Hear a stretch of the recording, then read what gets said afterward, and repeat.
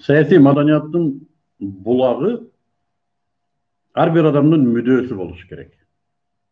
Misal üçün men gelecekte musulman qoomун көрgüm keledi. Bilimdүү, bilimdүү, бардык маселени чече алган, элди жетелей алган, бир гана Кыргызстанды эмес, керек болсо дүйнө жүзүндөгү элдердин маселесин чечип, жетелей алган күчтүү мусулман коомун көргүм келет өзүмдүн элимде. Бул жөндөн жөн эле болуп калбайт да. Бул жаман сапаттарды өзүңөн кетирип, асыл сапаттарга ээ болуу менен келет.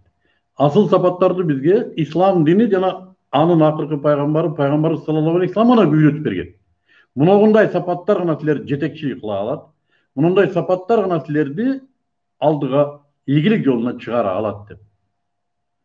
Мен азыр айтам, саясий маданият, сен келечекте кандай коомду кургуң келсе, ошону азыр өзүңдөн көрсөтүп бер.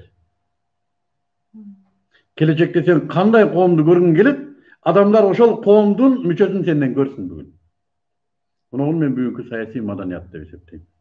Эгер менден адамдар азыр бир митайымды, көрүнгөндү жалдап бирөө наброюн тебелеп, эптеп бийликке жетсем деп жуткунган адамды көрүп аткан болсо, демек мен кура турган коом ошондой. Алдым жуттум. Жапайы коом. Эгерде мен адамдарды жакшылыкка жетелеп, жамандыктан токтотуп, адамдарга позитив берип, аларды алдыга жетелей турган болсом, азыр ушул учурда, демек адамдар менден келечекте мына ушундай коом куруш керек экен дейт.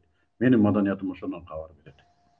Саясий маданият бүгүнкү күндө сен кайсы коомду көрсөтүп атасың, ошол маданият.